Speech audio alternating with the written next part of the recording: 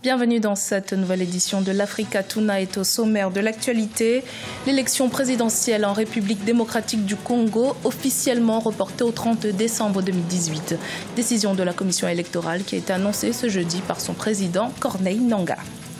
Les Togolais étaient aux urnes ce jeudi dans le cadre des élections législatives afin d'élire leurs députés. Un scrutin contesté et boycotté par la principale coalition de l'opposition qui accuse le pouvoir de ne pas respecter la feuille de route de la CEDEAO. Et puis, poursuite du procès de Guy Akplogan à la Criette, la Cour de répression des infractions économiques et du terrorisme de Porto-Novo au Bénin. Le PDG de l'entreprise ICC Services est notamment accusé d'une escroquerie révélée par le Fonds monétaire international en 2008 de l'ordre de 155 milliards de francs CFA. C'est désormais confirmé. Les élections générales prévues initialement le 23 décembre ont été reportées au 30 décembre 2018 en République démocratique du Congo. Décision annoncée par la commission électorale ce jeudi. Des retards dans les commandes comme dans le déploiement du matériel nécessaire pour les scrutins seraient à l'origine de cette décision. Écoutons à ce propos le président de la CENI, Corneille Nangaa. Devant cette impasse technique, il s'est présenté à la Commission électorale nationale indépendante deux hypothèses. Première hypothèse, organiser les élections dans les restes du territoire national le 23 décembre. Dans ces cas de figure, l'élection à Kinshasa se tiendrait 7 jours après, soit le 30 décembre 2018. Ils étaient un peu plus de 3 millions d'électeurs appelés aux urnes ce jeudi 20 décembre afin de renouveler le Parlement togolais. Scrutin sans véritable enjeu puisque l'appel au boycott par la C14, la coalition de l'opposition qui rejette cette élection, a été relativement suivi. Quelques incidents maîtrisés par les forces de l'ordre ont toutefois été signalés. Reportage de notre correspondante Aimé Fakofi. Circulation réduite ce 20 décembre 2018, jour des élections législatives au Togo. Les activités économiques ont tourné au ralenti, alors que la population togolaise est invitée à renouveler les 91 députés à l'Assemblée nationale. Dans les bureaux de vote, l'affluence n'est pas celle des grands jours. La sécurité est là. J'avais peur avant d'y arriver ici, mais depuis que je suis arrivé, je vois que je n'ai pas à m'inquiéter et que je suis serein. Je pense que je trouverai mon ordre, je vais voter en toute convivialité. Vu tout ce qu'il y a eu comme campagne de démobilisation, je pense que pour l'heure, l'affluence n'est pas là, mais déjà, on peut remarquer une certaine participation qui est encourageante. Selon le président de la commission électorale, dans le Moyen-Mono où un incendie a été déclaré la veille des législatives, tout est rentré dans l'ordre et les élections se déroulent normalement sur l'ensemble du territoire.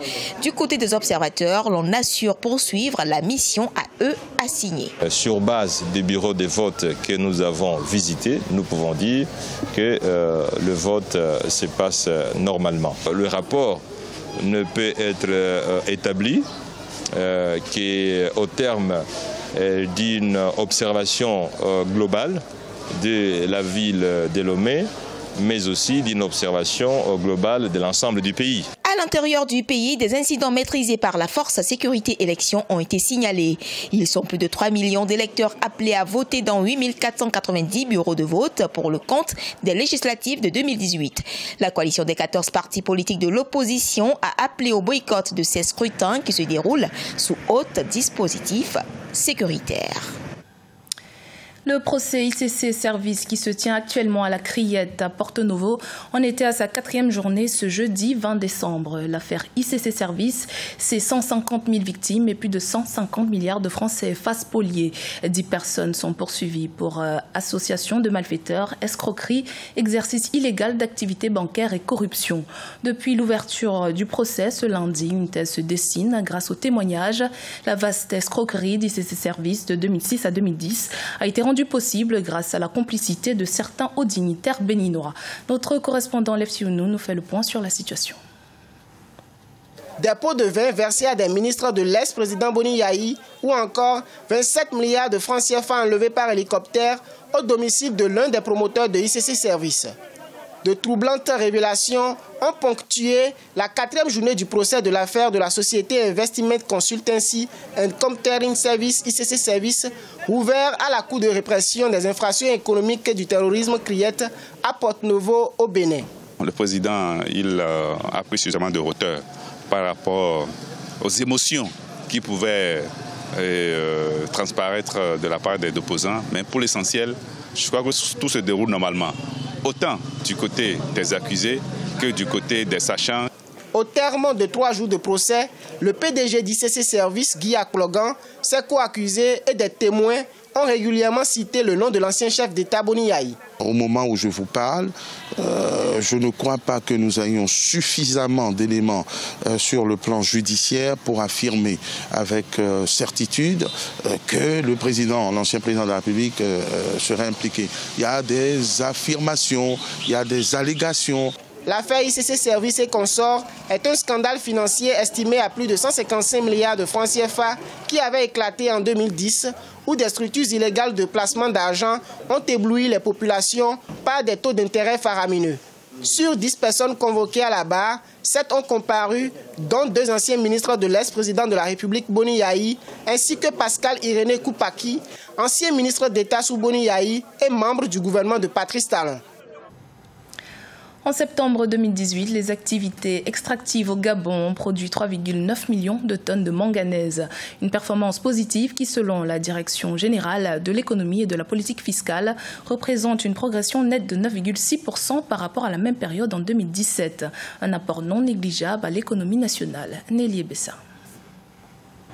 Au 3e trimestre 2018, la production de manganèse gabonais s'élève à 3,9 millions de tonnes. D'après la Direction générale de l'économie et de la politique fiscale, ces volumes représentent une augmentation de 9,6% par rapport à 2017. Dans le même temps, les ventes de minerais et d'agglomérés de manganèse ont généré un chiffre d'affaires de 538,5 milliards de francs CFA, soit une progression de 4,2% par rapport à fin septembre 2017. L'augmentation de la production de manganèse s'explique par les performances sur les gisements de Ndjolé, Franceville et Mwanda. Cette augmentation traduit davantage la mise en œuvre du programme Comilog 2020.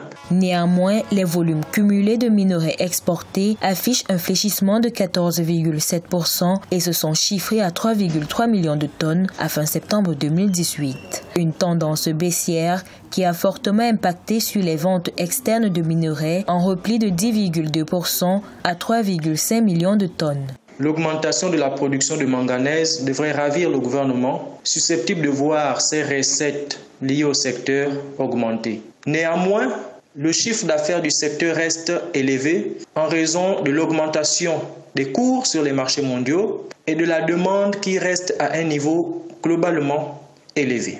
La production de manganèse gabonais est sur une pente ascendante. En 2016, elle était d'environ 3,5 millions de tonnes. En 2017, les volumes produits se sont situés autour de 5 millions. Avec l'entrée en production du manganèse d'Okonja, qui devrait apporter environ 250 000 tonnes en 2018, le Gabon pourrait devenir premier producteur mondial de manganèse d'ici 2019.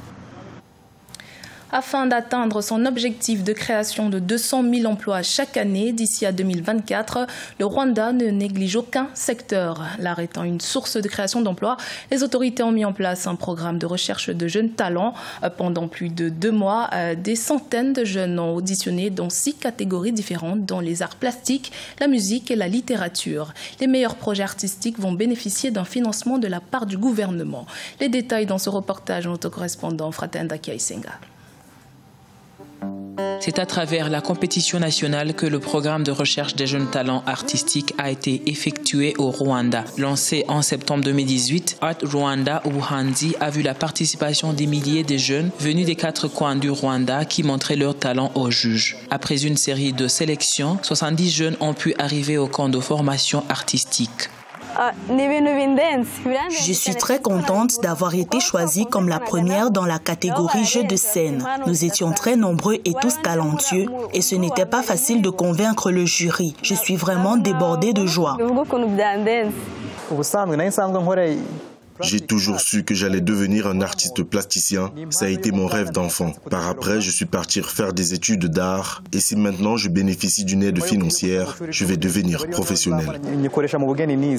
Pour cette première édition de la compétition, 6 catégories artistiques ont été considérées, notamment les arts plastiques, la photographie et la cinématographie, l'illustration et la littérature, ainsi que la musique. Pour les autorités rwandaises, il s'agit de croire en la créativité des jeunes, mais également promouvoir leur entrepreneuriat. Il faut avoir l'humilité et le courage d'exprimer vos talents tant que vous êtes jeune et éviter d'être de simples spectateurs. Je refuse d'accepter que nous n'avons pas de jeunes exceptionnellement talentueux. Nous sommes prêts à apporter notre soutien, mais vous devez également y mettre du vôtre. En juin 2018, le gouvernement rwandais a annoncé qu'il va commencer à inclure les revenus liés aux activités culturelles et sportives dans le calcul du produit intérieur brut du pays. Le pays ambitionne également de créer plus de 200 000 emplois chaque année d'ici 2024. La promotion des arts créatifs se révèle ainsi comme un moyen d'atteindre ces objectifs. C'était le journal de la rédaction. Merci de votre fidélité. Dans un instant, une nouvelle édition de l'actualité sur Africa 24.